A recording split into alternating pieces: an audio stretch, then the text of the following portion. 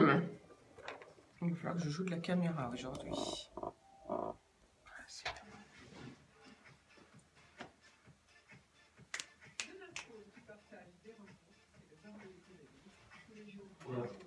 Une émission proposée et présentée par Florence Sueur. Bonjour à tous, bonjour à toutes, bienvenue les amis au bar de l'économie sur IDFM Radio Anguin. Florence Sueur au micro accompagnée de Philippe à la technique, mon fidèle compagnon de la période confinement. Merci de votre fidélité, en tout cas à vous chers auditeurs qui nous suivez live via Facebook, bien sûr, page barre de l'économie ou en web radio idfm 98.fr et la FM 98.0. Et pour réécouter cette émission et les bons conseils ou les bonnes adresses de nos invités, connectez-vous sur la chaîne YouTube barre de l'économie. Alors les thèmes du jour, bien sûr, restauration, innovation sociale aujourd'hui, culture scientifique, technique et industrielle et la communication. Voilà nos thèmes du jour et pour en parler, j'accueille tout de suite Tiffaine Gilloire. Bonjour. Bonjour Florence. Vous êtes restauratrice, alors restauratrice, je veux dire bar, restaurant, club, à Cergy. On en parle dans quelques minutes à l'Agora.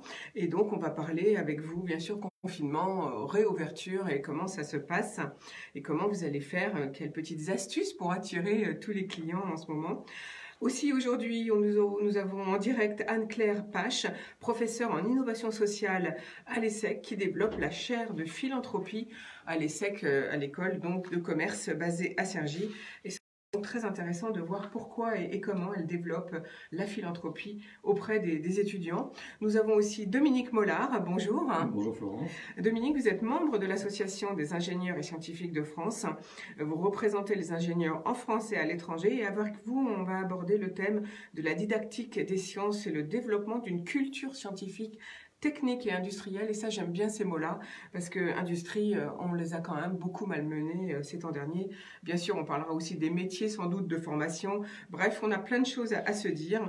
Et puis enfin, dernier thème du jour, la communication, parce que sans communication, eh bien, il n'y a pas de relation sociale, il n'y a pas non plus de relation commerciale. Et avec nous, bonjour William Lopez, qui est patron de l'agence Valdoise Communication et qui propose bien sûr des créations de sites web, de référencement et d'autres choses dont on parlera tous les deux tout à l'heure.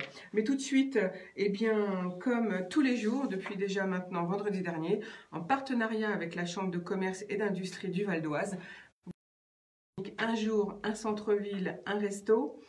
Nous allons, grâce à Tiffaine qui est avec nous en studio aujourd'hui, eh bien voir comment se porte l'Agora à Cergy. Alors déjà, ce bar, restaurant et club, eh bien, comment vous avez fait dans la période de confinement, Tiffaine? Eh bien, écoutez Florence, on a fait comme on pouvait, c'est-à-dire qu'il y a eu plusieurs stades dans le confinement, raison pour laquelle je pense que les restaurateurs d'Île-de-France sont un peu les dindons de la farce. Le confinement utile pendant 2 mois était une fermeture nette en 4 heures, ce qui était quand même hyper compliqué à gérer par rapport au stock quand on a une grosse structure comme la mienne. Ensuite, on a une ouverture possible en vente à emporter dès le 11 mai, mais ça ne correspond pas à chaque profil de restaurant et ça dépend de l'emplacement, de la clientèle. Ce n'était pas vraiment une issue en tout cas pour nous. Et enfin, on a une ouverture uniquement en terrasse depuis le 2 juin. On a considéré tous comme vraiment discriminatoire et aléatoire. Puisque aléatoire, ça dépend de la météo, discriminatoire, ça dépend si vous avez une terrasse, et puis en plus, c'était vraiment cantonné à l'Île-de-France, donc notamment en Val d'Oise. Donc la conséquence, c'est que certains ont décidé de ne pas ouvrir, ou alors certains ouvrent en pointillé, et ça a des conséquences assez compliquées, puisque c'est pas vraiment rentable en fait. C'est pas rentable, même pour vous qui avez, comme vous dites, une grosse structure? Non, c'est pas rentable parce que moi j'ai une structure qui fait 180 places assises en intérieur, j'ai une centaine de places en terrasse. Mais quand vous vous levez le matin, vous regardez le ciel et vous n'êtes pas sûr de pouvoir remplir votre terrasse parce qu'elle n'est pas particulièrement couverte et que le temps est incertain, c'est très compliqué à gérer par rapport au stock, par rapport au personnel et par rapport même à la clientèle parce que la veille pour le lendemain, on n'est pas capable de prendre des réservations à mesure où on n'est pas certain du temps qui va arriver. Effectivement, jusqu'à hier, il faisait quand même très froid depuis plus d'une semaine. La météo ne nous a pas gâtés en plus. Alors vous avez dit que vous avez dû fermer comme tout le monde du jour au lendemain et que qu'est-ce que vous avez fait de vos stocks? Est-ce que vous avez tout de suite proposé de la vente à emporter ou est-ce que vous avez mis un certain temps avant de vous organiser, de penser à la vente à emporter? La vente à emporter, on s'y est mis seulement à partir du 11 mai pour la simple et bonne raison 95% de la clientèle me dit qu'il y a une clientèle professionnelle. Donc, proposer de la vente à emporter alors que les pros ne travaillent pas, ça n'avait aucun sens. Donc, les stocks, pour tout vous dire, on avait à peu près, on fait autour de 250 couverts par jour et j'avais à peu près 500 couverts possibles dans mes frigos. Donc, fermeture en 4 heures. On s'est rejoint avec tout le staff 2 jours plus tard. Mon chef et les seconds ont tout mis à cuire, etc. Et puis on est tous partis. Avec des doggy bags? Chacun est parti avec des doggy bags et je pense à manger pour au moins 15 jours, 3 semaines à la maison. Voilà, donc c'est comme ça qu'on s'est organisé dans l'urgence en fait, parce que c'était très très compliqué de gérer. Donc pour vous, la perte en termes de chiffre d'affaires au niveau stock de nourriture, ça s'évalue à combien? Je ne parle pas de la perte de chiffre d'affaires, du manque de recettes, bien sûr, par le manque de clients. Je parle uniquement de la gestion des stocks. Vous avez une idée? Je peux difficilement l'évaluer dans la mesure où donc, je ne l'ai pas vendu, mais je ne l'ai pas mis à la poubelle non plus. Évidemment, ça aurait été complètement insupportable. Donc, je peux pas vraiment l'évaluer, mais je vous dis, ça correspond à peu près à l'achat de 400 à 500 couverts. Donc, après, c'est un ratio qu'il faut faire par rapport à 30% d'un prix de vente d'un plat, grosso modo. Ça va être les stocks. Donc oui, ça c'était compliqué et pas chouette d'avoir de gouvernement. Ils auraient pu au moins nous laisser 24 heures, histoire de nous retourner, de vider nos stocks et puis de s'organiser correctement avec le staff. Qu'est-ce que vous auriez pu faire autrement si on vous avait laissé 24 heures de plus? Je pense que si on avait annoncé aux Franciliens, enfin aux Français en règle générale, les restaurants ferment dimanche soir prochain, je pense qu'il y aurait eu vraiment un élan de solidarité, les restaurants auraient été complets et du coup ça aurait vraiment permis de gonfler un peu le chiffre et de passer pas mal de stock avant la fermeture définitive. Ah voilà, vous pensez que la clientèle serait venue carrément pendant un jour ou deux, histoire de vider les stocks? Oui, clairement, parce que nous on a eu l'expérience, c'est tombé vers, je crois, 19h30 l'annonce de la fermeture des restaurants. Et on a des gens, voyant ça, parce qu'ils étaient devant la télé, ont pris leur voiture et sont venus à l'Agora directement en disant on voulait vous soutenir, etc. On vient manger une dernière fois. Sympa, donc une clientèle sympa. Oui, une clientèle très proche et puis très dynamique. Qui a conscience des problèmes qu'on rencontre et puis qui se rend compte aussi aujourd'hui, quand on les voit pour la vente à emporter, que cette ingérence dans notre activité professionnelle, elle est un peu insupportable parce qu'on a perdu tout bon sens. On peut aller s'entasser dans le RER, faire la queue au supermarché, aller dîner dans un bon restaurant dans l'Oise ou dans l'Eure à 20 minutes de Cergy, mais on ne peut toujours pas venir déjeuner ou dîner à l'Agora en gardant les distances de sécurité puisqu'on est obligé d'accueillir la clientèle uniquement en extérieur. Donc vous dites qu'en ce moment, finalement, la concurrence, c'est avec le département de l'Oise qui, elle, a ouvert ses restaurants? C'est pas la concurrence, là je parle vraiment de bon sens, c'est-à-dire que là on sait qu'au niveau sanitaire, les résultats sont plutôt bons dans le Val d'Oise et en Ile-de-France et fort heureusement, je pense que l'heure est venue pour nous remettre au travail sereinement et en pleine capacité. Donc vous faites un appel au secrétaire d'État Je fais clairement un appel pour qu'on réouvre dès ce week-end finalement. Pour qu'on réouvre le plus tôt possible parce que les restaurateurs sont en grande souffrance et qu'en plus de cette souffrance, il y a une colère qui gronde dans l'Île-de-France dans la mesure où c'est complètement discriminatoire et puis ça suffit. Maintenant, on a envie de se remettre au boulot. Ouais. Alors vous gérez une équipe de combien de personnes, Stéphane? 22 personnes dont 4 apprentis. Donc je rappelle que c'est le restaurant L'Agora, bar, club, restaurant à Cergy-Pontoise. Quand vous dites que vous êtes un club, c'est-à-dire qu'est-ce que vous faites? Vous faites des animations? Parce qu'on propose, oui, on est ouvert en 7/7 à part le dimanche soir et on propose tous les vendredis soirs et samedis soirs un événement. Donc en général c'est des soirées DJ, mais on a aussi assez régulièrement des concerts qui sont organisés. Voilà. Et donc, ça peut être, c'est vrai que c'est une manière un peu festive et sympathique de venir autour de manger un bon petit plat et d'écouter de la musique et de chanter peut-être ou de danser. Pourquoi pas? Alors, le nombre de personnes qui me disent « c'est dommage, on ne peut pas danser ». Mais je dis « mais ça ne dépend que de vous en fait ». Danser, non, il n'y a aucun problème. Donc on retire des tables et on peut venir danser? Non, il n'y a même pas besoin de retirer des tables. Il y a la place. Et fait dans ce sens, voilà, pour passer un bon moment.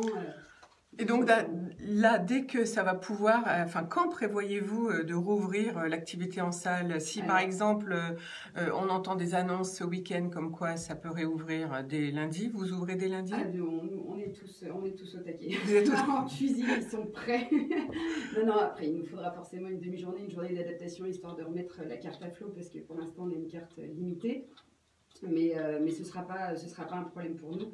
Et on mettra peut-être, oui, je vous dis une demi-journée, une journée, mais ce ne sera pas ne sera pas un souci. Alors, je reviens quand même sur la vente à emporter que vous avez organisée depuis le 12 mai. Ça vous a, c'est quoi?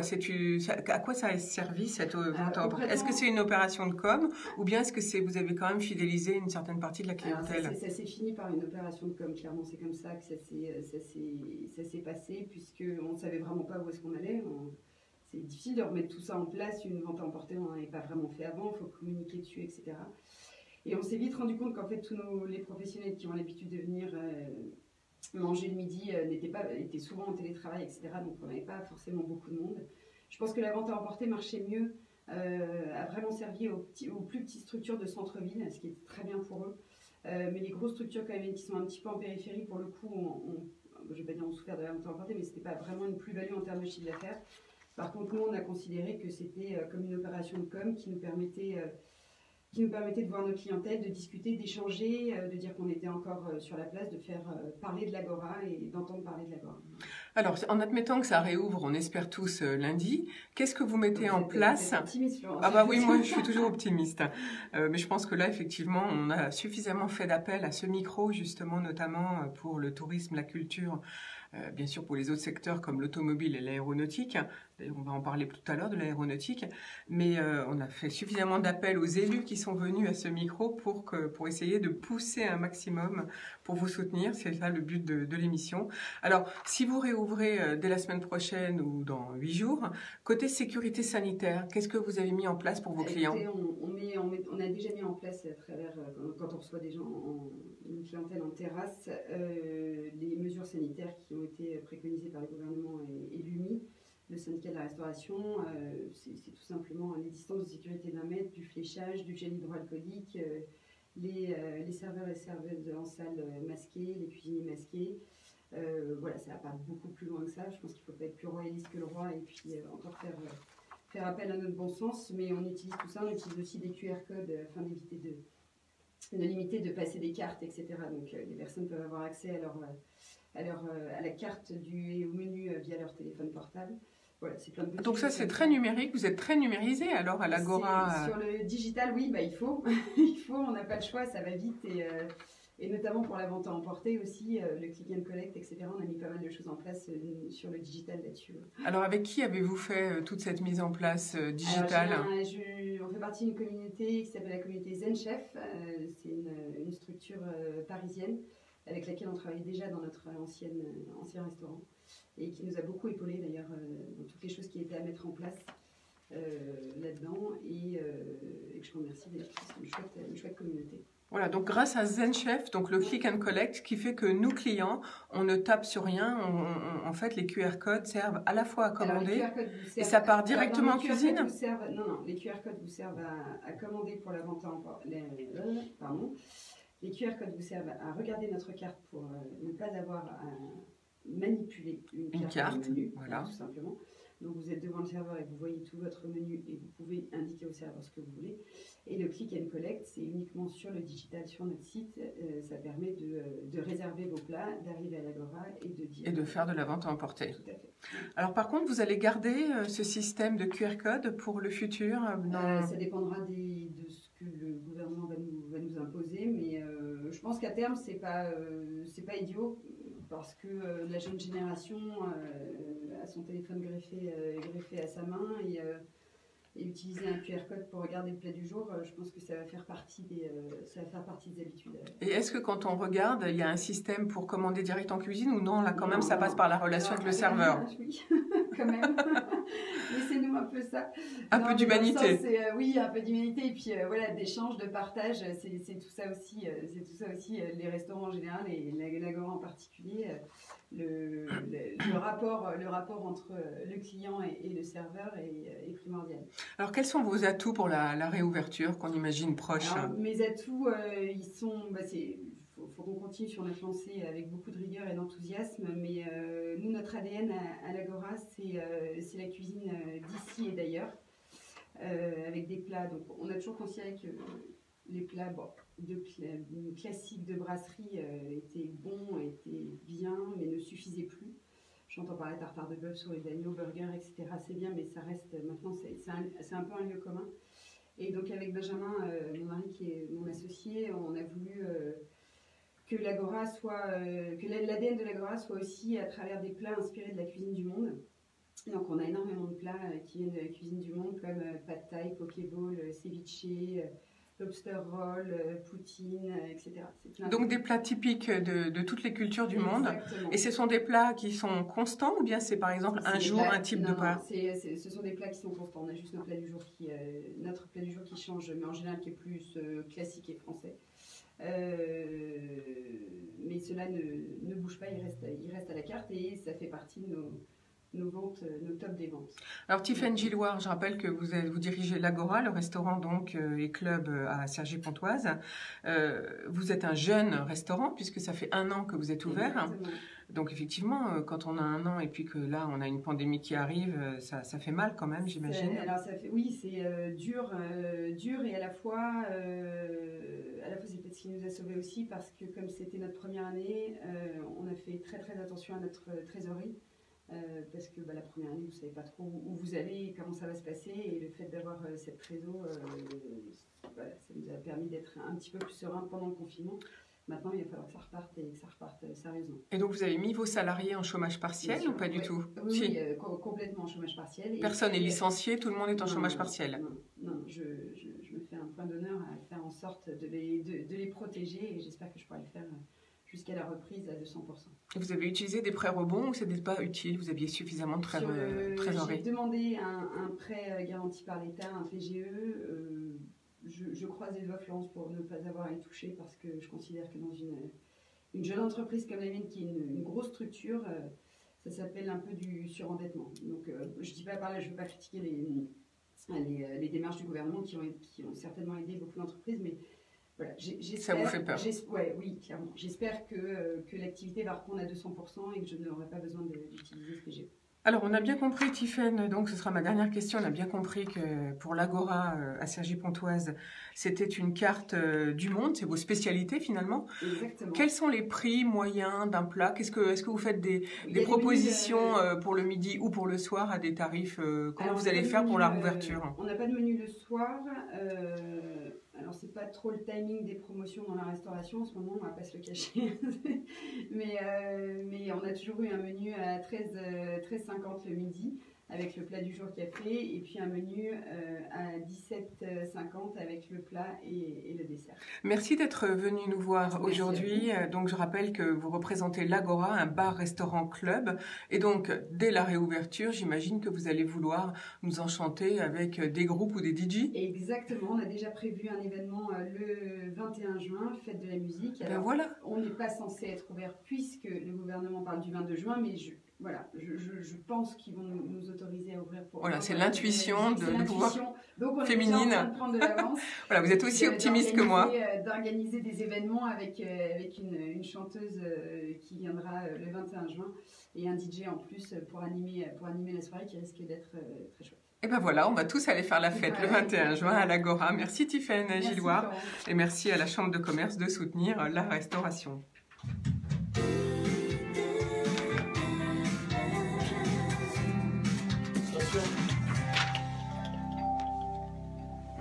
Voilà, nous sommes toujours bien sûr au bar de l'économie. Aujourd'hui, je suis en compagnie de Tiffaine Gilloire que vous venez d'entendre pour l'Agora. Je suis en compagnie de Dominique Mollard, membre de l'Association des ingénieurs et scientifiques de France, et puis de William Lopez, patron de l'agence Val d'Oise Communication, et aussi d'Anne-Claire Pache. Bonjour Anne-Claire. Est-ce que vous m'entendez bien? Oui, voilà, vous êtes en direct avec nous par téléphone. On a beaucoup de chance de vous avoir car vous êtes professeur en innovation sociale à l'ESSEC à Pontoise et vous développez ce qu'on appelle la chaire de philanthropie. Alors expliquez-nous un petit peu ce développement vers des étudiants, soit je suppose des jeunes étudiants, soit ceux qui viennent pour se former. Oui, alors cette chaire de philanthropie, elle s'est lancée en 2011 avec l'objectif de vraiment développer la connaissance et voilà, toute la compréhension d'un secteur qui est très développé en France, qui est tout le secteur du financement privé de l'intérêt général. Donc c'est la générosité des petits petites fortunes comme celles des plus grandes fortunes, et donc leur soutien financier à l'intérêt général. Et c'est un secteur dont on connaît beaucoup de choses aux États-Unis. Par exemple, tout le monde a en tête les Bill Gates, les Warren Buffett, mais en fait, il y a aussi un secteur de la philanthropie qui est développé en France, mais très peu de recherche sur ce sujet. Donc, on a vocation à développer tout ça dans cette chaire philanthropie à l'ESSEC. Alors, qu'est-ce que vous allez faire pour les prochaines années, en tout cas, vous mettre en place pour l'année prochaine peut-être? Quels sont les points concrets de ce que vous allez mettre en place pour l'ESSEC? Philanthropie, qui est une initiative qui dure depuis 2011 et qui a vocation à perdurer. L'ESSEC s'est engagé depuis quelques mois dans une transformation très profonde, en fait, qui est une vraie stratégie de transition écologique et sociale. On a un grand projet qui s'appelle Together, qui on va dire, coordonne l'ensemble de ces actions. Et là, l'idée, c'est vraiment de se dire, en tant que business school, l'ESSEC, on a une vraie responsabilité à accompagner les transformations des entreprises et plus largement de la société qui sont nécessaires pour lutter contre le changement climatique, pour lutter contre les inégalités, pour vraiment développer des sociétés et une planète plus verte, plus respectueuse des différences, plus responsable. Et nos étudiants étant des futurs chefs d'entreprise, des futurs entrepreneurs, des futurs cadres dans des administrations diverses et variées, vont être un rouage essentiel de cette transition écologique et sociale qui est requise. Et du coup, on est en train de transformer à la fois l'ensemble de nos enseignements, nos travaux de recherche, puisqu'on a à l'ESSEC une activité de recherche très importante, et aussi la vie sur nos campus pour être vraiment le plus en phase possible avec cette ambition. Donc concrètement, 100% de nos étudiants vont être formés aux enjeux du changement climatique. 100% de nos étudiants, c'est 7000 étudiants en totalité sur le campus, donc c'est pas rien. Ça va être aussi accompagner toutes les personnes qui viennent se former à l'ESSEC en matière de formation continue, donc il y a aussi un gros travail dans ce champ-là. Ça va être aussi les former plus globalement aux enjeux de responsabilité sociale et environnementale. Donc ça va être là aussi 100% de nos étudiants qui vont suivre un cours spécifique qui s'appelle Responsible Leadership et qui les accompagne dans la meilleure compréhension de ces enjeux. Ça va être la création d'une chaire sur la thématique du climat. Ça va être le développement de beaucoup d'activités diverses et variées qui vont permettre vraiment d'accompagner cette transition. Ça veut dire notre campus être plus performant en termes de réduction de notre impact environnemental. Donc c'est 25% de baisse de notre impact carbone dans les 3 prochaines années. Ça veut dire vraiment réfléchir à comment à la fois améliorer notre tri, notre recyclage, améliorer notre performance énergétique localement. Ça veut dire aussi réfléchir, et c'est pas neutre pour une école de commerce comme la nôtre qui a un campus à Singapour, un campus à Rabat, et un vrai encouragement pour nos étudiants de passer du temps à l'international. Ça veut dire aussi réfléchir à leur consommation en termes de billets d'avion, parce que ça représente aujourd'hui la part majeure en fait de notre impact carbone. Voilà. Donc il y a plein de chantiers dans lesquels on s'engage, mais avec cette conviction qu'on a besoin à la fois de se transformer nous-mêmes et puis de quelque part montrer aussi l'exemple vis-à-vis d'autres institutions d'enseignement supérieur qui ont toutes, d'une manière ou d'une autre, besoin de s'engager dans cette démarche. Alors Anne-Claire Pache, on a bien compris que ça passait par une transformation en interne de l'ESSEC finalement, mais que vous mettez en place aussi donc des programmes d'enseignement pour inciter les élèves à une transformation écologique et sociale. Est-ce que ça veut dire, donc vous mettez en place la chaire du climat à partir de la rentrée, est-ce que ça veut dire que vous allez transformer les cours fondamentaux et dans quel domaine? Oui, et ça c'est essentiel. Et c'est vrai que sur tous ces sujets, il y a un peu deux visions qui s'opposent. La vision qui vise à dire qu'il faut créer des cours spécialisés sur ces sujets environnementaux et sociaux, et puis d'autres qui visent à dire non, il faut en fait irriguer l'ensemble des cours fondamentaux. À l'ESSEC, on a décidé de faire les deux, parce qu'on est convaincu que les deux démarches sont essentielles et complémentaires. Donc, les cours spécialisés climat, les cours spécialisés responsabilité sociale, on les a créés et certains ont déjà lieu et d'autres vont être lancés à partir de septembre. Et en plus, on est en train de travailler avec l'ensemble des professeurs responsables des cours d'économie, de finance, de marketing, de comptabilité, de contrôle de gestion, de stratégie, de ressources humaines, pour que chacun de ces cours intègre également une composante et une prise en compte forte des enjeux sociaux et environnementaux, pour ne pas mettre les étudiants dans une situation de schizophrénie où dans un cours on leur dirait tous ces thèmes-là sont importants et puis dans les autres cours on leur dirait mais business as usual, on va continuer à faire comme avant sans vraiment prendre en compte ces sujets.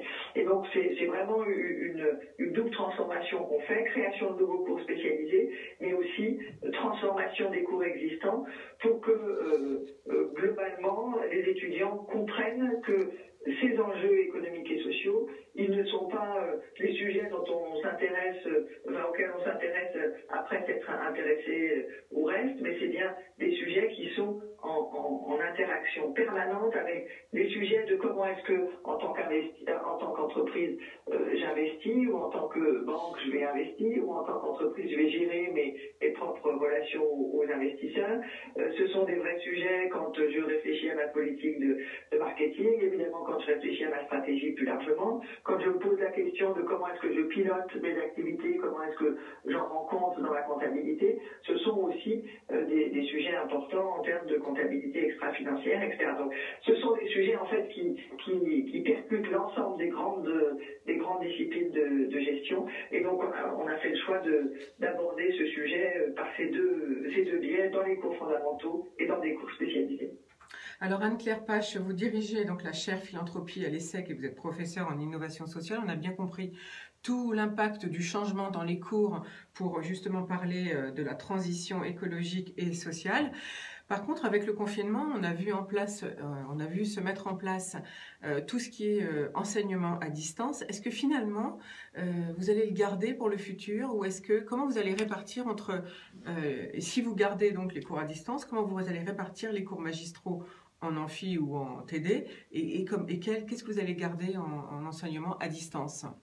Alors, c'est un peu trop tôt pour pouvoir vous donner une réponse exacte. C'est un sujet sur lequel on est en train de travailler en ce moment. Il y a la question de la rentrée là où les conditions sanitaires resteront peut-être, on va dire, fragiles, auquel cas il va falloir qu'on limite les moments où on a des nombres importants d'élèves dans une même salle. On a d'habitude, notamment au moment de la rentrée, des séances de cours avec 500 étudiants dans un grand amphi pour des discours à la fois d'inspiration et de présentation. Donc là, on n'y voit pas encore totalement clair sur comment on va faire à la rentrée, mais plus largement, ça a été une expérience extrêmement riche d'enseignement, cette bascule en une semaine, concrètement, on a dû basculer en une semaine la totalité de nos cours en ligne, on a réussi et c'était une vraie source d'apprentissage pour tout le monde et pour les profs et pour les élèves. Très certainement à l'avenir, on va garder une balance entre les deux dynamiques. Maintenant, ce qui est sûr aussi, c'est que les étudiants apprécient l'expérience ESSEC à la fois pour ses cours, mais aussi pour sa vie sur les campus, pour les interactions qu'ils peuvent avoir avec des professeurs, avec d'autres pairs élèves, avec tout le réseau associatif et le réseau des pédagogues qui sont présents sur le campus de l'ESSEC. Donc les étudiants sont en demande de revenir passer du temps sur le campus, de revenir échanger, vivre une vie d'étudiant. Donc la balance à trouver entre les deux, on est encore en train d'y réfléchir. C'est sûr qu'on aura une offre en ligne plus développée qu'auparavant. Maintenant, il y a aussi de la part des étudiants et de la part aussi des professeurs une vraie envie de se retrouver, de pouvoir redévelopper des relations réel, non plus par l'intermédiaire des ordinateurs. Donc on y travaille, on n'a pas encore une vision précise, mais ce sera sûrement un équilibre à trouver entre les deux dimensions. Merci beaucoup Anne-Claire Page d'avoir été avec nous aujourd'hui au bar de l'économie sur IDFM à Radio Anguin. Je rappelle que vous dirigez la chaire de philanthropie à l'ESSEC, vous êtes professeur en innovation sociale et qu'à partir du mois de septembre, eh bien, c'est les 7000 élèves de l'école l'ESSEC qui vont avoir des cours transformés, tous leurs cours fondamentaux, en intégrant la transformation donc environnementale et sociale. Je vous en prie, à bientôt Anne-Claire Page. Au revoir. Vous êtes sur IDFM Radio Anguin, la radio du bien-être.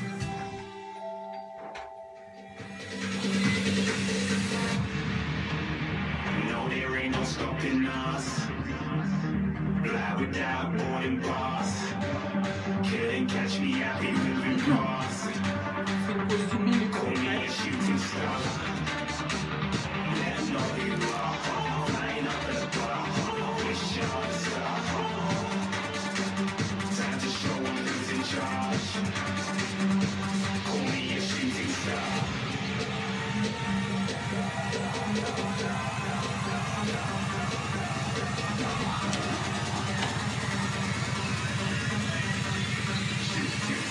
Didn't even get to cross.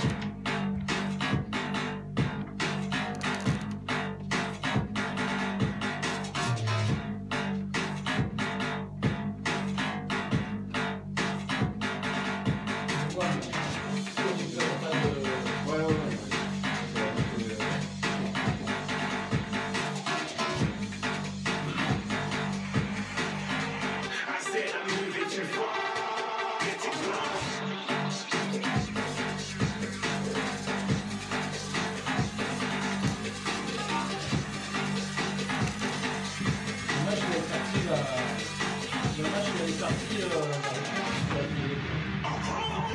To that shooting star. Got more than a couple of people going mad. I swear they're rooting hard. Tell them I ain't. Nous voici de retour au bar de l'économie. C'était comme à l'habitude, eh bien, une création musicale, puisque maintenant nous passons les créations musicales de jeunes artistes. Donc si vous en avez, si vous faites du son, eh bien, envoyez-les nous tout simplement.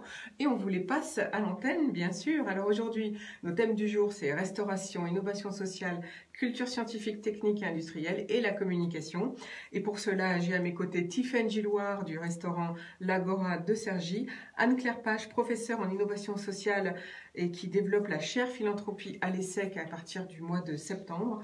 Et puis j'ai aussi la chance d'avoir William Lopez, patron de l'agence Val d'Oise Communication, et Dominique Mollard, membre de l'association Ingénieurs Scientifiques de France. Alors on va reprendre le cours habituel de nos émissions parce qu'on n'a pas encore fait les infos du jour. Et bien c'est pour tout de suite. Voilà, la première info, c'est le plan à l'aéronautique et à la modernisation des outils de production industrielle. Le gouvernement sort l'artillerie lourde, car c'est aussi la crainte de se faire voler des savoir-faire et de voir s'envoler dans des mains étrangères la seule industrie française mondialement connue, finalement l'aéronautique. Le gouvernement a dévoilé hier un vaste plan de soutien à cette filière, ravagée par la crise du coronavirus, représentant un effort total de 15 milliards d'euros de la nation, dont 7 iront à Air France et 1,5 milliard sera consacré à la recherche vers un avion neutre en carbone pour 2035. Nous décrétons l'état d'urgence pour sauver notre industrie aéronautique et lui permettre d'être plus compétitive, a déclaré bien sûr Bruno Le Maire, le ministre de l'économie et des finances, pour produire l'avion vert de demain, alors que près d'un tiers de 35 000 emplois consacrés à la R&D dans la filière aéronautique se sont remis en question par les difficultés du secteur. L'objectif est de préparer les prochaines générations d'avions commerciaux, mais aussi d'hélicoptères ou les avions d'affaires dotés de nouveaux modes de propulsion émettant moins de CO2, comme les moteurs à hydrogène à très taux de dilution. Ce sera d'ailleurs peut-être l'occasion que les avions fassent moins de bruit aussi. Et c'est une accélération, a dit le ministre, de 10 ans par rapport aux objectifs initiaux de la filière. Cela nous permettra de fixer des standards mondiaux de l'avion bas carbone, a estimé la ministre de la Transition écologique, Elisabeth Borne. Afin d'accélérer la transformation des PME et des entreprises de taille intermédiaire, les États et puis les industriels de l'aéronautique se sont aussi accordés pour créer un fonds d'investissement doté de 500 millions d'euros dès cet été et à terme 1 milliard d'euros. Alors c'est à travers pour l'État de la banque publique BPI France qui apportera 200 millions d'euros. Les industriels Airbus, Safran, Dassault Aviation et Thales apporteront eux également 200 millions d'euros. Et puis 100 millions au moins seront fournis par le gestionnaire de fonds qui sera choisi sur appel d'offres, a indiqué Bruno Le Maire. Et ces 500 millions doivent permettre de lever 1 milliard à terme. Le ministre de l'économie a aussi annoncé un autre fonds d'accompagnement pour la modernisation de l'outil de production et notamment la numérisation et la robotisation des PME et des ETI, doté de 300 millions d'euros de dépenses publiques directes sur 3 ans. La ministre des Armées, Florence Parly, va anticiper dès cette année les commandes d'aéronefs militaires qui étaient prévues pour plus tard à hauteur de 600 millions d'euros, soit environ 5% de son budget d'équipement. Et ces commandes concerneront notamment 3 Airbus A330 qui seront transformés en avions ravitailleurs, 8 hélicoptères de manœuvre Caracal, un avion léger de surveillance et de renseignement, et puis des drones destinés à la marine. 200 millions seront également consacrés par le ministère de l'Intérieur à l'achat d'aéronefs pour la gendarmerie et la sécurité civile, tandis que le budget du fonds dans les PME de l'industrie de défense, nommé Definvest, sera porté de 50 à 100 millions d'euros pour les 5 prochaines années. Rappelons que le secteur aéronautique représente 300 000 emplois directs et indirects en France, et donc Bruno Le Maire appelle les industriels à tout faire pour éviter les départs contraints. À elle seule, je vous rappelle que Air France a déjà va bénéficier de 7 milliards d'euros d'aide de l'État dans ses 15 milliards du plan. Et puis, cela doit lui permettre de concrétiser la commande de 60 Airbus A320 et 38 gros porteurs A350 qu'elle avait prévu. Dominique Mollard, vous voulez réagir à ces annonces finalement de sauvetage, j'allais dire, de toute la filière aéronautique et industrielle en France? Oui, ce sont plutôt de très bonnes nouvelles. La France a une tradition d'excellence dans le secteur de l'aéronautique, même si Airbus est un consortium européen. C'est effectivement un secteur qui est source d'innovation, d'investissement et qui a de très beaux résultats. Et qui est également source de débouchés pour les jeunes, puisqu'on voit dans les différentes aides qui vont de le soutien à la recherche et développement et aux moyens de production, et également développer de nouveaux produits qui sont, on va dire, moins polluants, beaucoup plus agiles, et avec une production automatique et mécanisée. On voit qu'il y a un élan qui est donné. Donc on retrouve 3 composantes qui sont la culture scientifique, l'approche dédiée à la recherche, et puis l'approche technique, donc former des gens qui savent faire de nouveaux procédés. Et puis enfin, la finalité, c'est soutenir dans un premier temps une industrie et puis l'aider à se développer, à se pérenniser dans un secteur qui devient de plus en plus concurrentiel. Donc je pense que c'est plutôt une excellente nouvelle. Est-ce que au niveau de la formation des ingénieurs, est-ce qu'au niveau de la formation des ingénieurs, là, il y a un grand... Enfin, on parlait de créer une nouvelle école, notamment en Val d'Oise, parce que ça manquait. Comment vous voyez le futur des ingénieurs dans ce secteur? Alors, dans ce secteur, comme tous les secteurs qui étaient autrefois fortement mécanisés, qui reposaient sur l'hydraulique, le pneumatique, l'informatique tient une place essentielle, en particulier pour la fiabilité des systèmes, l'aide au pilotage. Donc, il y aura besoin encore de génération d'informaticiens, un énorme besoin, pour concevoir ces systèmes. On est également dans des méthodes de fabrication et d'usinage qui sont différentes, et comme ça avait été évoqué, de modélisation 3D. Donc, d'utiliser en fait une usine qui est des moyens de production dans une usine dans un contexte qui est numérique. Et puis, bien évidemment, sur des moyens de propulsion qui sont alternatifs. Et dans ce cas-là, s'il y a de l'électrique, il faut des moteurs haute performance, il faut des batteries, il faut avoir la capacité de trouver des solutions pour stocker l'énergie et avoir de quoi avoir un niveau de performance à peu près équivalent à ce que l'on a maintenant. La crise nous a permis une parenthèse de 2 mois et demi, une parenthèse qui est le contrepoint du livre de Rachel Carson, Le printemps silencieux avec un printemps chantant. On a pu entendre à nouveau dans nos jardins les oiseaux. On a moins entendu les avions en région parisienne puisqu'il y avait moins de trafic, et on a redécouvert un ciel qui était pratiquement plus rapide, oui. Donc ça, j'espère que ça restera dans les mémoires, et que cet élan, on va dire, vers une transformation de cette industrie vers un mode de déplacement qui est plus propre, et c'est pas le seul, eh bien, sera pérennisé parce que c'est plutôt l'avenir. Voilà, donc ça veut dire, comme l'a dit Bruno Le Maire hier, donc l'hydrogène vient en renfort pour rendre plus propre et peut-être moins sonore les avions. Oui, alors les lecteurs de Sciences et Vie, c'est intéressant de lire un magazine numéro de Sciences et Vie en fait, qui date d'il y a 3-4 ans. S'aperçoit qu'il y a tout le temps des innovations qui sont signalées, des résultats de recherche qui sont prometteurs. Il faut maintenant passer à un stade industriel, donc qui dit industrie dit seuil de rentabilité et une robustesse en fait de la technique. Donc ça veut dire que dans l'ensemble des travaux de recherche qui ont été produits par des scientifiques purs, avec de la recherche appliquée, maintenant c'est le rôle des ingénieurs et techniciens pour mettre ça en boîte et faire en sorte que ces technologies deviennent déjà fabricables, opérationnelles en production. À grande échelle, donc. Et soient viables commercialement. C'est la vocation de l'ingénieur, justement. Dominique Mollard, je rappelle que vous êtes membre de l'association Ingénieurs et Scientifiques de France. Est-ce que pour vous, les filières de recherche, puisque avant de passer à l'industrialisation, il faut d'abord faire de la recherche pour être sûr de ce qu'on fait, est-ce que pour vous, c'est mature, ce secteur de l'hydrogène en France ?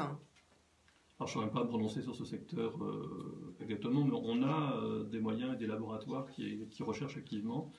La recherche n'est pas seulement française, elle est également internationale, socialisée, puisque le chercheur maintenant a un réflexe, si ce n'est une obligation, de socialiser avec d'autres chercheurs, de s'intéresser aux autres travaux, de les suivre, puisque on s'appuie bien évidemment sur des connaissances qui sont construites, même si, comme disait Bachelard, on construit contre une connaissance établie. Et donc, oui, il y a des travaux, il y a des laboratoires qui sont mis en place pour pouvoir travailler dessus. Donc, des bonnes ressources industrielles à terme. À terme. Merci beaucoup Dominique Mollard pour ce commentaire. Autre information du jour, c'est la région Île-de-France qui lance une expérimentation au travers d'un partenariat inédit avec 2 acteurs majeurs du net, c'est Le Bon Coin et une start-up spécialisée en ressources humaines qui s'appelle StaffMe et qui vont lancer une nouvelle plateforme qui s'appelle Ensemble pour l'emploi et elle sera accessible à l'adresse www bien sûr .emploi-île-de-france.fr. Alors elle répond aux besoins de recrutement dans les secteurs en tension en Île-de-France tels que le transport, les BTP, la sécurité, la propreté, le secteur sanitaire et social ou encore le numérique. Plus de 7000 offres d'emploi sont déjà disponibles et puis Le Bon Coin, donc c'est Le Bon Coin qui se met en relais, qui a déjà aussi 600 offres de formation professionnelle et cette plateforme a vocation à devenir pérenne, a expliqué Antoine Giotto, le DG du Bon Coin Groupe, et Amaury Deverlange, le cofondateur de StaffMe. Alors je pense que ça c'est une bonne initiative. Qu'est-ce que vous en pensez, Dominique Mollard, ou vous, William Lopez, qui recherchez qui avait des offres d'emploi à pourvoir? Je pense que ce type de plateformes sont totalement d'actualité et qu'effectivement, par exemple, au vu de la notoriété déjà du Bon Coin, c'est effectivement le type de service qui est en continuité avec ce qu'il propose déjà aujourd'hui. Maintenant, à voir, parce qu'il existe déjà beaucoup d'outils actuellement qui sont déjà très opérationnels et très efficaces, comme LinkedIn, Indeed, pour citer les plus populaires. Donc, à voir un petit peu la réaction que vont avoir les gens à travers cette plateforme-là et puis l'efficacité du sujet. Mais effectivement, dans tous les cas, c'est une bonne idée et puis ça reste un sujet d'actualité. Est-ce que alors quelles sont les offres d'emploi que vous avez à pourvoir, William Lopez?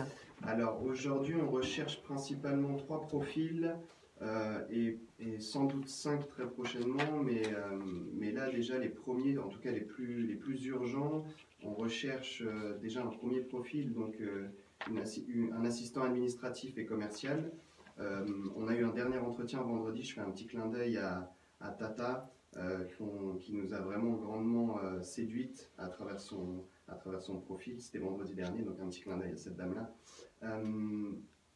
Et 2 autres, également assez urgents, un motion designer, graphiste et un community manager. Qu'est-ce que c'est que le profil d'un motion manager graphiste? Oui, je me suis posé la question si je devais justement un petit peu éclairer le sujet.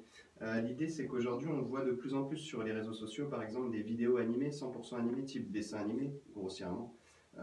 Sauf que là, c'est vraiment lié à un aspect stratégique d'une entreprise, mettre en avant des services, des atouts quelconques, enfin voilà, vraiment éclairer des sujets qui peuvent être un peu plus complexes valoriser une structure à travers une vidéo animée. C'est-à-dire que l'avantage qu'on va avoir par exemple à l'inverse d'une réalisation vidéo, donc qui est vraiment de la captation en temps réel, c'est qu'à travers un motion design, on est vraiment sur de la création 100% en studio, donc on n'a pas du tout de contraintes liées à l'environnement. Donc même en termes de coût, autant qu'en termes d'impact, c'est vraiment quelque chose de beaucoup plus maniable, on va dire. Donc voilà, en termes de coût, autant qu'en termes de contraintes environnementales, c'est beaucoup plus accessible à tout le monde, on va dire. C'est moins coûteux en général, et puis on peut y mettre, on peut créer ce qu'on veut comme matière pour donner le résultat qu'on souhaite. On en reparle dans quelques minutes. On va toutes. Merci en tout cas, William Lopez, pour ce commentaire. Alors, autre information du jour, eh bien, c'est le groupe ADP et l'agence Choose Paris Région qui ont récompensé les vainqueurs de l'appel d'offres qu'ils ont lancé le 27 avril, malgré le confinement. Un appel d'offres à innovation, ça s'appelait Safe Travel Challenge. Pour accompagner la reprise progressive du trafic aérien tout en redonnant confiance aux passagers. Alors les gagnants des 3 catégories par le jury sont, pour la catégorie prévention, c'est Casper, c'est une boîte américaine de technologie de désinfection naturelle de l'air et des surfaces, agissant par une transformation de l'oxygène et de l'humidité, permettant d'éliminer les agents pathogènes en continu pendant l'exploitation d'un système d'aération. La deuxième catégorie, c'était la détection. 90 dossiers ont été déposés. Dans la première, 151 dossiers. Et là, pour la deuxième catégorie, la détection, c'est Rubix qui a gagné. C'est une société française qui font des capteurs multisensoriels et multi-usages permettant la détection d'odeurs et de microparticules qui analysent la fréquence et la durée d'une désinfection ou d'un nettoyage d'espace.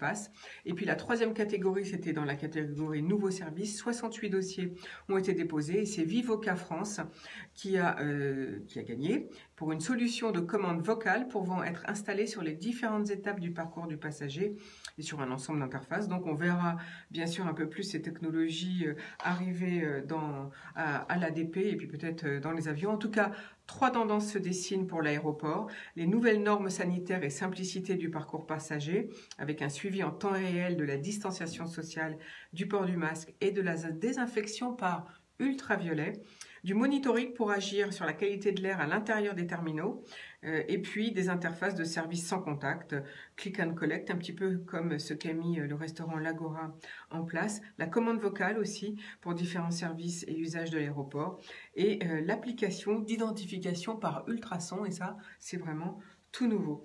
Alors, dernière info du jour, eh bien, c'est EasyJet, victime d'une attaque, d'une cyberattaque, qui a mis plus de 2 mois à réparer la fuite de données touchant 9 millions de clients, données qui ont fuité pendant 5 mois. En avril, elle avait déjà prévenu un petit groupe de clients de 2200 clients, que leurs données parce que leurs données bancaires avaient été exposées, ça veut dire volées même.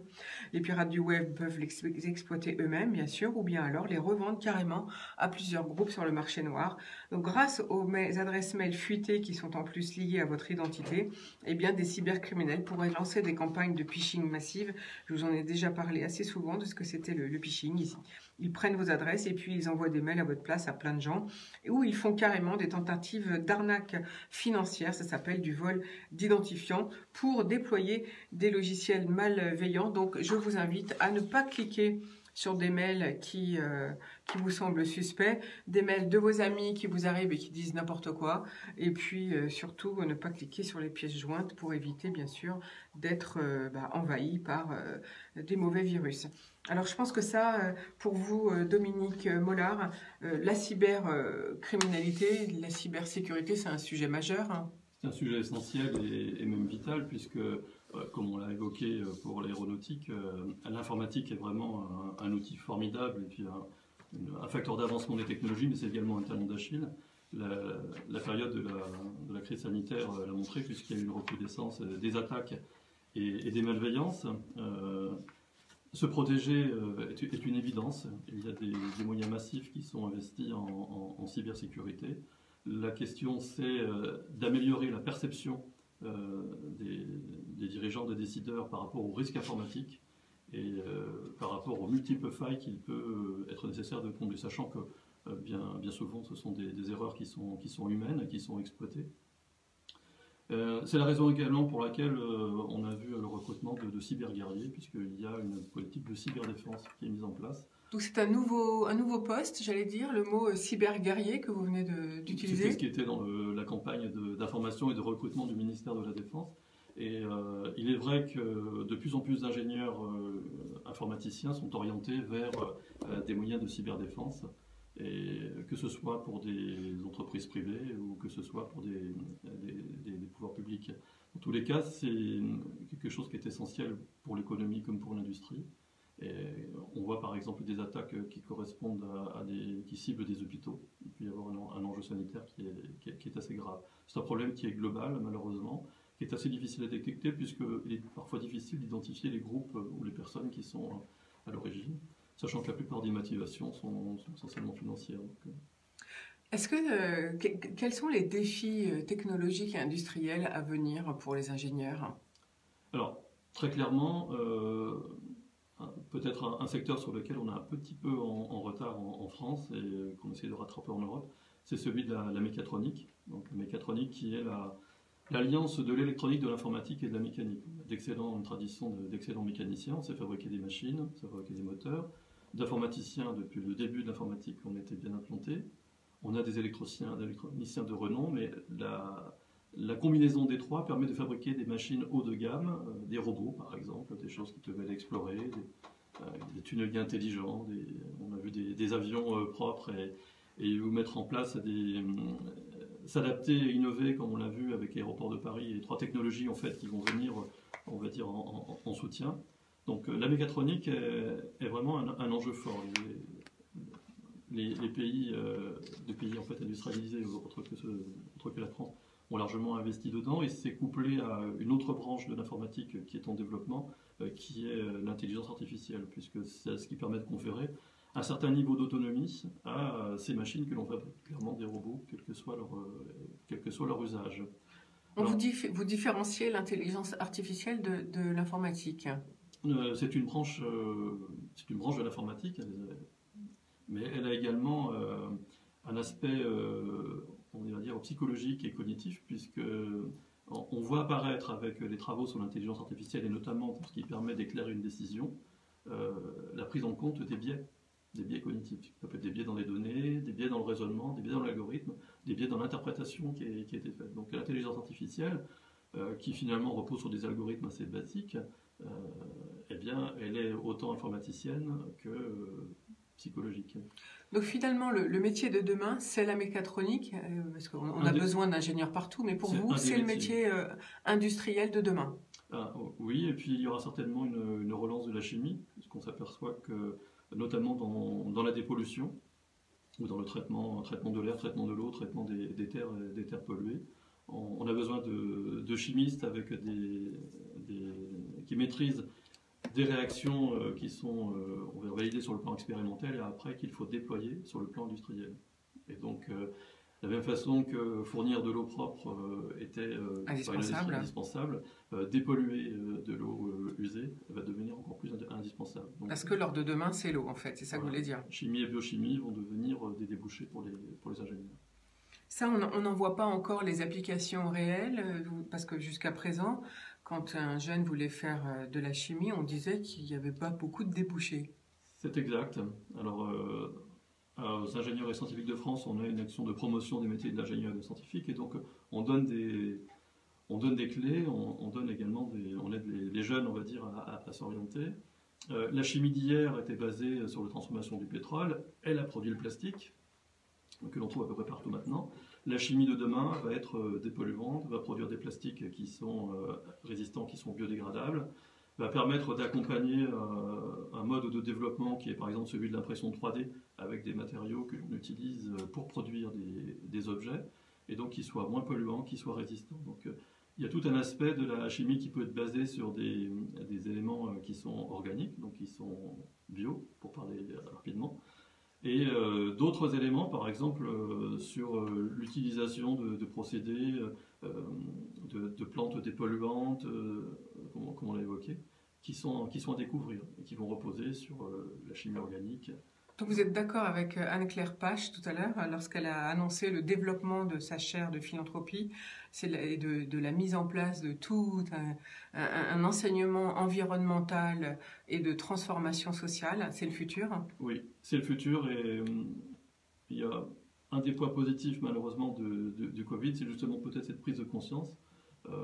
La philanthropie va peut-être se renforcer en prenant conscience qu'on n'est pas tout seul sur la planète et qu'on a des actions qui peuvent avoir des conséquences qui sont désastreuses et qu'il y a une prise de conscience et un élan qui est à partager vers des choses qui sont plus propres, plus responsables. Alors quand on voit des masques traîner dans la rue, on n'est pas complètement confiant forcément du comportement philanthrope de tout de l'être humain. De l'être humain, mais l'orientation qui serait donnée au niveau des entreprises commerciales et industrielles, si cet angle est maintenu, c'est porteur d'espoir.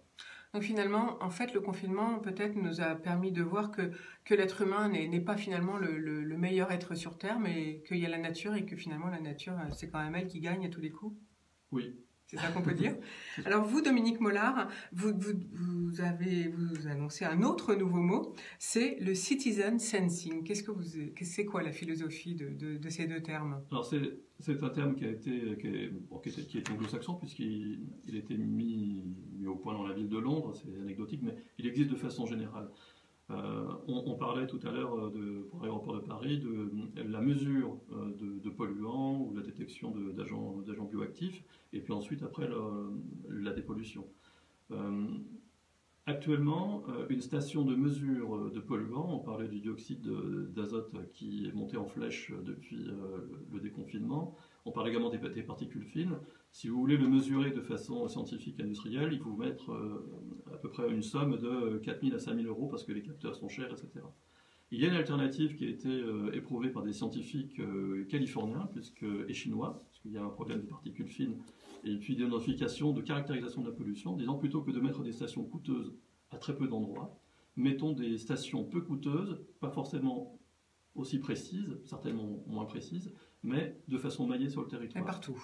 Et donc le Citizen Sensing, il a pris sa source par la ville de Londres, puisqu'il y avait des sujets de pollution, en donnant la possibilité aux citoyens de développer ou de monter leurs propres capteurs, donc essentiellement les capteurs qui sont liés à la pollution par les véhicules, donc le dioxyde d'azote et puis les particules fines, et puis de faire des campagnes de mesure sur une carte SD, les enregistrer, puis les donner des scientifiques qui vont les exploiter. Et après, ça permettait d'avoir une cartographie de la pollution. Et donc ce Citizen Sensing, c'est à l'initiative du citoyen, avec des moyens qui sont téléchargeables et qui sont... Et la deuxième étape, c'est à partir de cette cartographie de repérer les endroits les plus pollués. C'est assez trivial, si vous êtes à côté d'un carrefour, forcément.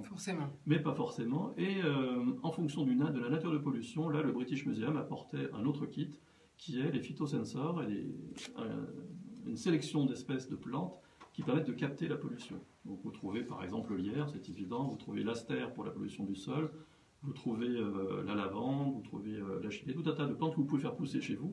Et la ville de Londres a, en fonction de la cartographie qui a été faite, pu mettre des parterres, des jardins de plantes dépolluantes. Et grâce à ça, on voit l'application dans les villes finalement concrète et comment une ville peut prendre en main la dépollution de sa ville. En s'appuyant sur les citoyens, sur une démarche citoyenne. Alors, autre démarche citoyenne qu'on a vue d'ailleurs, c'est le mouvement des makers en France et les Repair Cafés. Oui. Alors c'est un mouvement qui est clairement basé sur l'innovation sociale, et Anne-Claire Pache doit bien connaître ce mouvement-là.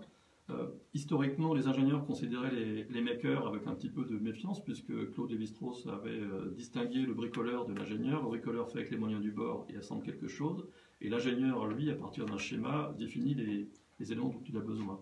Mais le maker, en fait, est héritier du do-it-yourself, faites-le vous-même, mais pas seulement, puisque c'est autant dans la démarche le fait de faire ensemble que dans le but final qui est de réparer quelque chose ou de fabriquer quelque chose.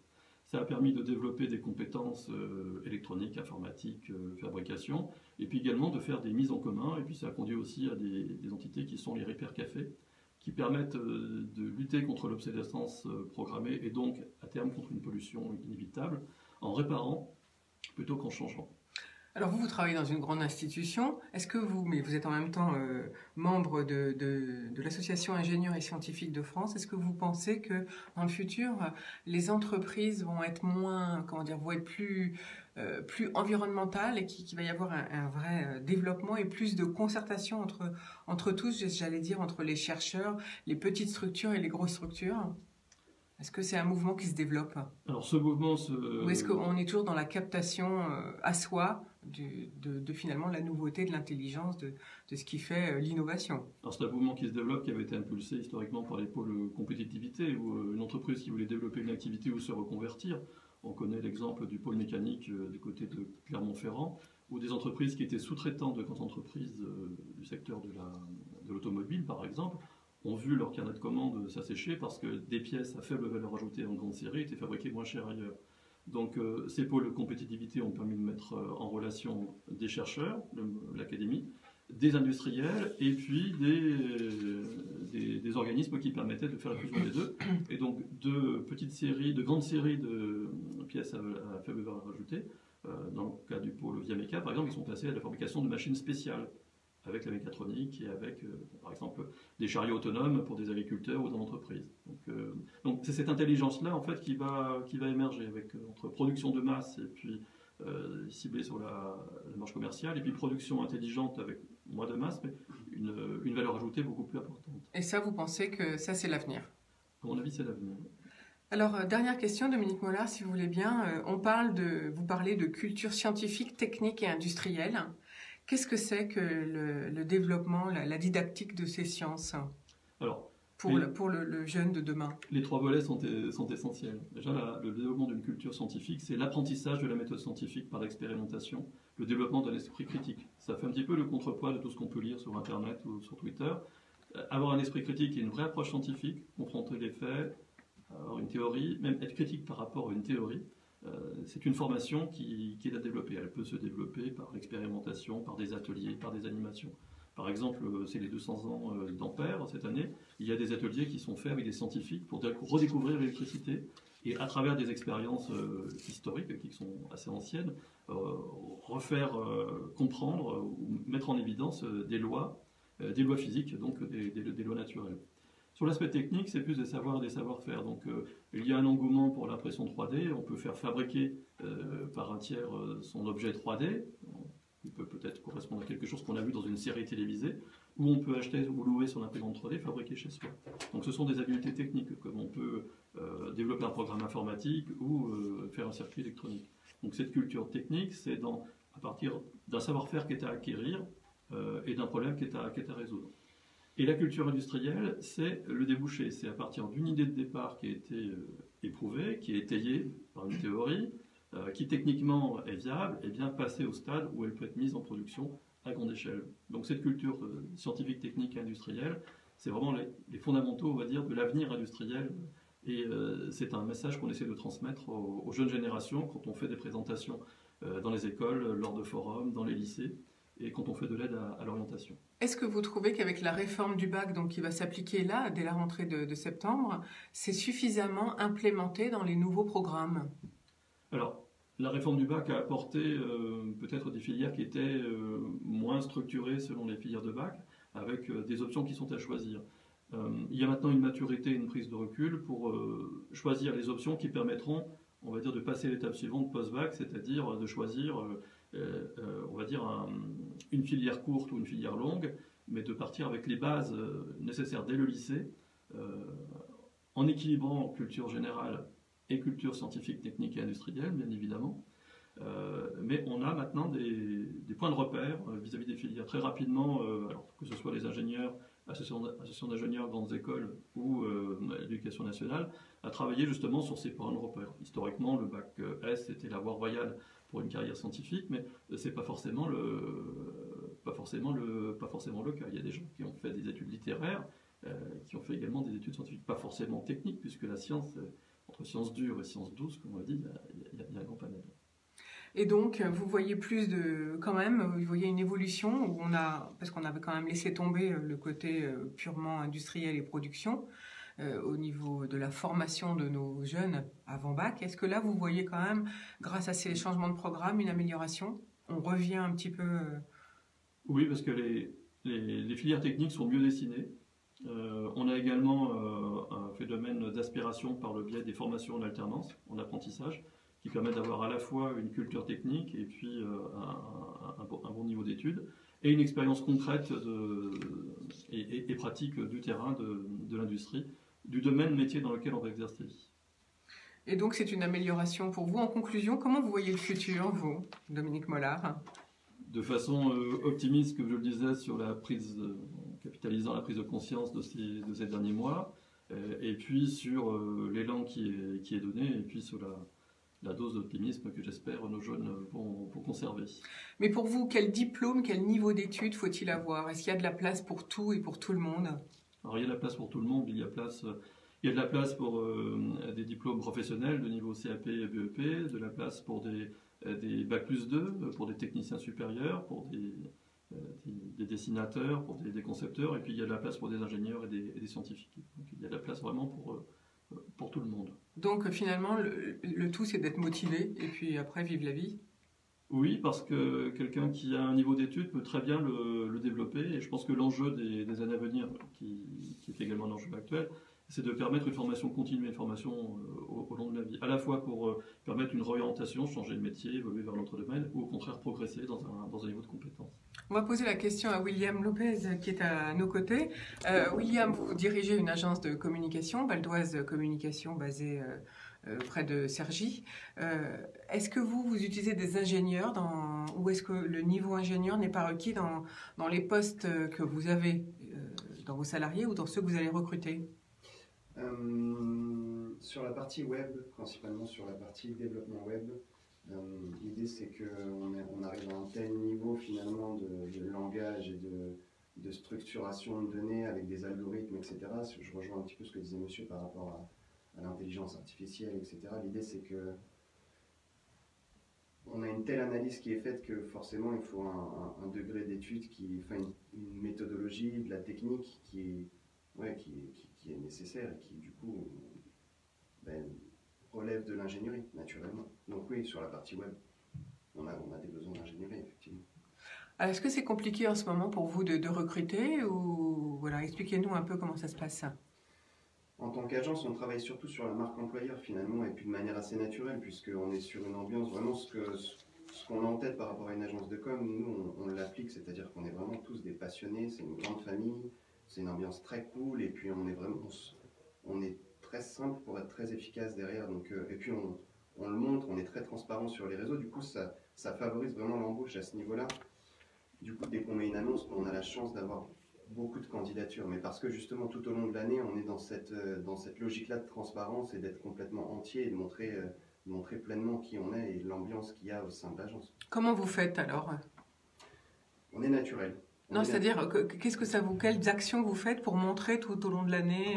Des vidéos, des photos, par exemple à Noël, on se fait tous des cadeaux, on fait une petite vidéo, à Pâques, on va chercher des œufs dans l'agence. Enfin, tout au long de l'année, vraiment, on fait des bouffes tout le temps ensemble. Il y a vraiment on est une bande de potes, une grande famille, et ne serait-ce que ça semble simple et logique, j'ai envie de vous dire, mais ça ne l'est pas forcément pour tout le monde. Et aujourd'hui, on est vraiment dans cette logique de management, dans cette proximité où tout le monde a son mot à dire, et du coup, ça donne envie de partager l'aventure, puisqu'on est dans le partage naturellement. Alors, vous dirigez une agence de communication. Qu'est-ce que c'est? Qu'est-ce que vous proposez comme service? C'est quoi la communication actuellement demandée par les entreprises? Est-ce que le papier a encore quelques jours devant lui ou pas? Oui, le papier. Ne serait-ce qu'un outil qu'on utilise quasiment tous et tout le temps, c'est la carte de visite. Donc on est forcément sur quelque chose de matériel. C'est l'un des outils les plus distribués encore aujourd'hui, mais je ne vous cache pas que le digital aujourd'hui fait au moins 80% du travail, au-delà de la carte de visite. Donc nous, on a trois principaux pôles pour vous donner un petit peu l'ambiance. C'est qu'on a le pôle web, donc avec tout ce qui est gestion des sites, on a le pôle graphisme, avec tout ce qui est création de logos, en passant par la carte de visite, ou alors les vidéos en motion design que je vous expliquais tout à l'heure. Et on a le dernier pôle qui est le pôle social.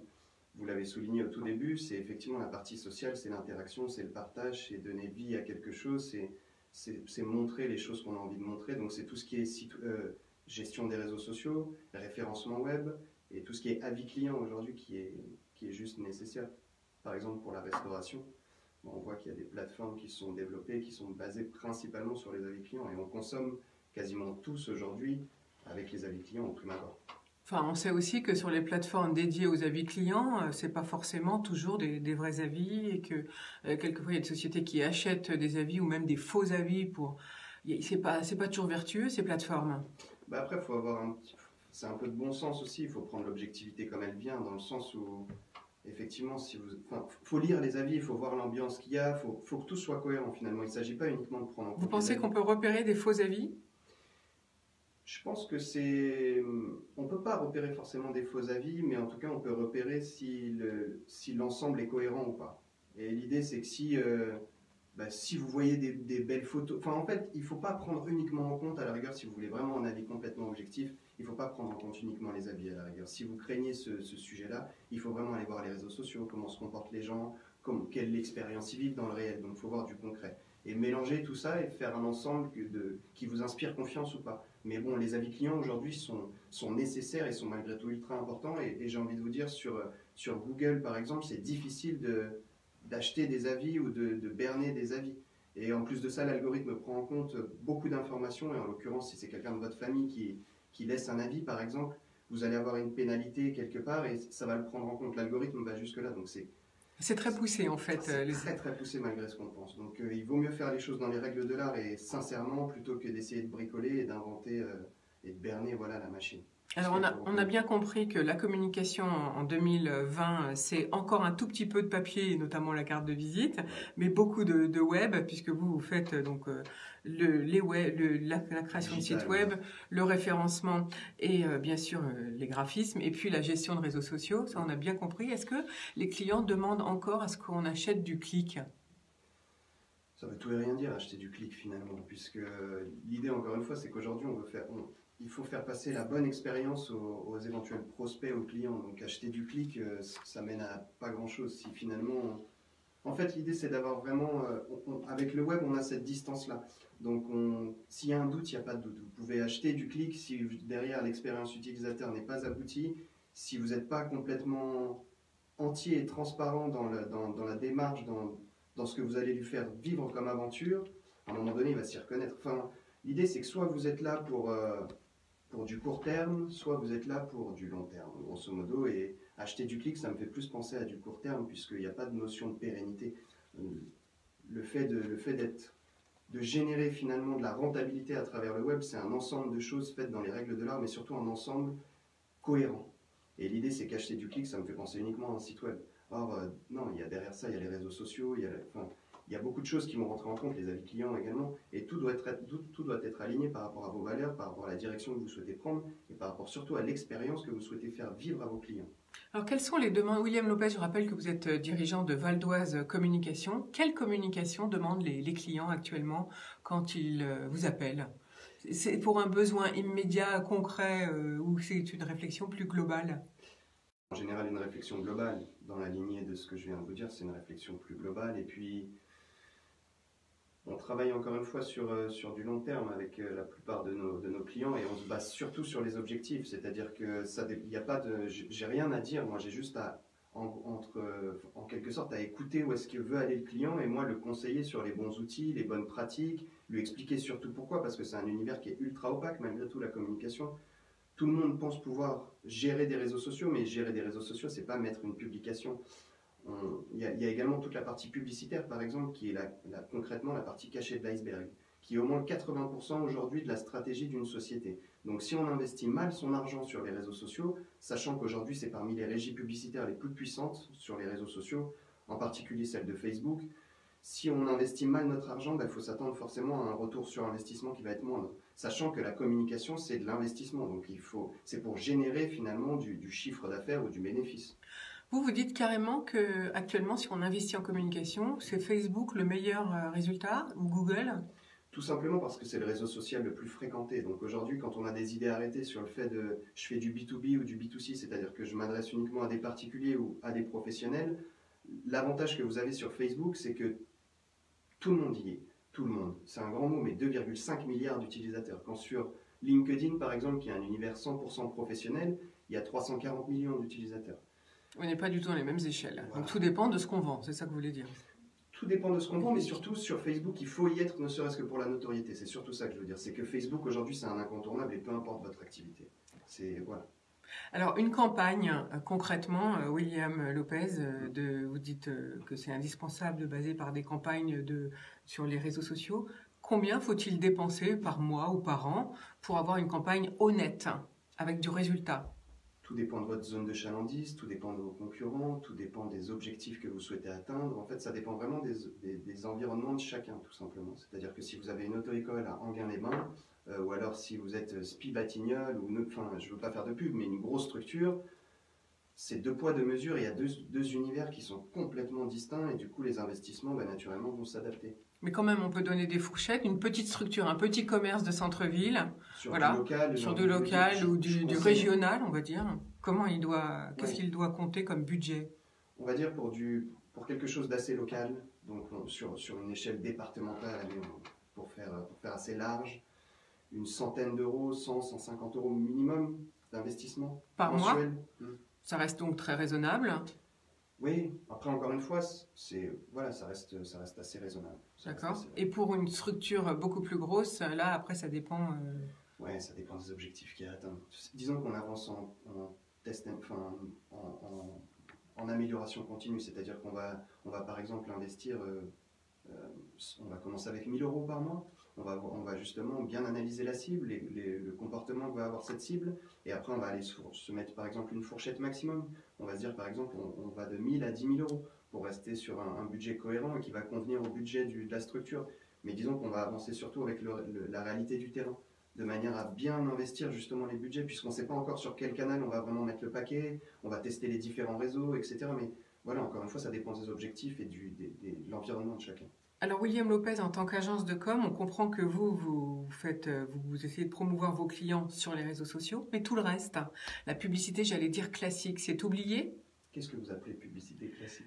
Dans des revues, je sais pas, la télévision pour les grandes radios, des choses comme ça, la presse, voilà. La presse, c'est digitalisé, j'ai envie de vous dire. Donc aujourd'hui, on parle de relations, enfin d'influenceurs, on parle de micro-influenceurs, donc ça existe toujours, mais sous une autre forme finalement. Après, la presse papier, encore une fois, il y a des cibles, par exemple, dans l'industrie ou dans tout ce qui est ingénierie, etc. Il y a des cibles qui lisent encore beaucoup de papier. Tout dépend vraiment de l'environnement dans lequel vous êtes. Là, je donne des sources, des informations qui ont plus tendance à être générales, parce que l'objectif, c'est d'informer aussi les gens sur la généralité des sujets, mais l'idée, voilà, c'est qu'en fonction encore une fois, des environnements de chacun, on va s'adapter au mieux. Et on va vraiment mettre à disposition les éléments qui vont mieux convenir à la cible. En tout cas, William Lopez, vous êtes une jeune agence, puisque ça fait 5 ans que vous existez. C'est quoi? C'est une évolution constante de votre métier. Comment vous voyez le futur, vous? Encore d'autres technologies, puisque là maintenant c'est la vidéo qui commence à prendre un petit peu de plus d'ampleur. Oui, complètement. La vidéo prend beaucoup de... la preuve avec YouTube, par exemple, mais pour répondre à votre première question, c'est de l'amélioration continue, de manière évidente, puisque les comportements... En fait, il faut toujours être attentif et regarder le comportement de nous tous finalement autour de nous, en fonction des âges, etc. Vous faites partie de telle ou telle cible, et l'objectif c'est tout simplement de s'adapter à vous au mieux et de vous faire vivre la meilleure expérience. Donc l'idée c'est juste d'être à l'écoute et d'être en amélioration continue, donc en agilité permanente. Mais ça, autant pour la com que pour beaucoup de secteurs d'activité, j'ai envie de vous dire, ça va tellement vite. Là on voit la crise nous a mis une claque et derrière on a dû réagir en urgence et ça a changé énormément de secteurs d'activité, en tout cas ça les a accélérés. Tout à l'heure, on parlait de l'aviation qui a fait un bond en avant de 10 ans. Enfin voilà, c'est les côtés positifs.